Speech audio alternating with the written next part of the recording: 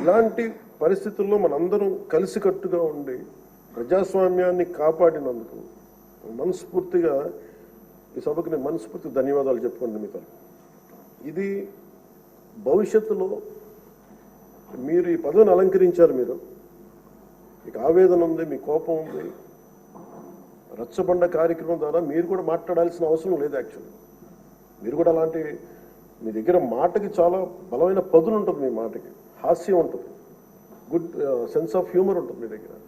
కానీ రచ్చబండ అనే ఒకటి కార్యక్రమం మీరు ప్రారంభించాలి అంటే ఎంత విసిగిపోతే మీరు ప్రారంభిస్తారు, ఎంత నిస్సహాయత ఉంటే ప్రారంభిస్తారు. నేను చాలాసార్లు అనుకుని ఇంత అడ్డగోలుగా క్రిమినలైజేషన్ ఆఫ్ పాలిటిక్స్ జరిగితే ఎవరు రారాలు అనుకునేవాడిని. నేను ఎప్పుడు ఒకటే నమ్మాను, సైంటిఫిక్ మన Newton's third law, for every action there is an equal and opposite reaction అని. అలాగే కర్మ ఎవరిని వదలదు. మిమ్మల్ని ఎవరైతే మీకు అడుగు పెట్టనివ్వం, మీ నియోజకవర్గంలో మిమ్మల్ని అడుగు పెట్టనివ్వం, మిమ్మల్ని అడుగు పెట్టనివ్వం అని చెప్పి ఛాలెంజ్ చేసిన వాళ్ళు ఈరోజు అడుగు పెట్టలేకపోయారు. కర్మ అంత బలంగా ఉంటుంది. 56,777 ఓట్లతోటి దాదాపు 59.80% ఓటుతోటి గెలిచి మీరు ఎమ్మెల్యేకి వచ్చారు ఉండి నియోజకవర్గం.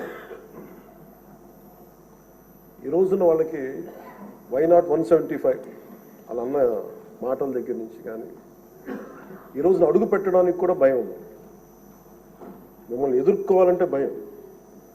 ఎందుకు మనం వ్యవస్థల్ని కాపాడాలి, ఎందుకు రూల్స్ పాటించాలి అంటే మనిషి అధికారం మదం ఎక్కి అహంకారంతో ఉంటే ప్రకృతిలో ఏమీ జరగదు, ఏమి అనుకోవడానికి లేదు.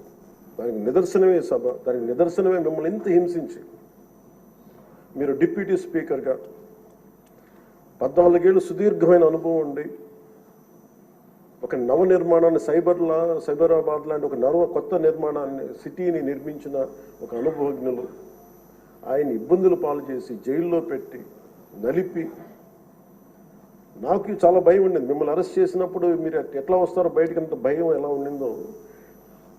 గౌరవ ముఖ్యమంత్రి గారిని ఆ రోజున అరెస్ట్ చేసినప్పుడు నాకు చాలా ఆవేదన ఉండింది. ఏం జరుగుతుందో లోపల, ఏం చేస్తారు. ఒక ఎంపీగా మిమ్మల్ని ఇలా చేయగలిగినప్పుడు ఆయన్ని కూర్చోబెట్టి రాష్ట్రంలో ఏమేం చేస్తారన్నది నిజంగా ఆవేదనది ఆ రోజు తగులుకు నాకు అనిపించింది. ఈ రోజున అందరం బయటకు వచ్చి నిలబడ్డాం. దేనికి? ఇది ఒక చంద్రబాబు గారి కోసం, మీకోసం కదా, ప్రజాస్వామ్యాన్ని నిలబెట్టాలని. ప్రజాస్వామ్యం it should be eternal vigilance. మనకి ఎటర్నల్ అంటే నిరంతర పహారా లేకపోతే మనకి సరిహద్దుల్లో దేశం మన హద్దుల్ని ఎలా కాపాడుకుని నిరంతర పహారా అవసరము. ప్రజాస్వామ్యాన్ని కాపాడుకోవడానికి నిరంతర పహారా అవసరం. అందుకని మేమందరం eternal vigilance is essential for democracy. అందుకని మేమందరం బయటకు వచ్చి ప్రజాస్వామ్యాన్ని కాపాడుకోవడానికి మనందరం పడ్డ తపన ఈ రోజున ఈ సభ నిలువెత్తు నిదర్శనం. మీరు ఖచ్చితంగా మీరు సభా గౌరవాన్ని నిలబెట్టాలని మనస్ఫూర్తి. మీ విట్టు కోల్పోకండి, మీ సెన్స్ ఆఫ్ హ్యూమర్ కోల్పోకండి. ఎందుకంటే మీరు ఉంటేనే లైవ్లీగా ఉండి, మీరుంటే అన్ని నవ్వులు పువ్వులు ఉన్నాయి చూడండి, ఆనందాన్ని తీయకండి. అట్ ది సేమ్ టైం మేము కోరుకునేది కూడా ఆ ప్రజాస్వామ్యం తాలూకా విలువల్ని, ఆ భాషని కాపాడు. సభల్లో భాష దిగజారిపోతే అది రోడ్ల మీదకి వెళ్ళిపోతుంది ఈరోజు.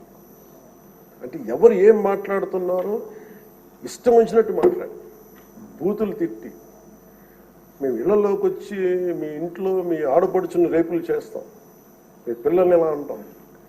అడ్డగోలు ఈరోజు ఇంతమంది మాట్లాడుతున్నారంటే దానికి చట్టసభల్లో నుంచే ఆ కదలిక మొదలు. ఆ హుందాతనం పోయింది సభలో.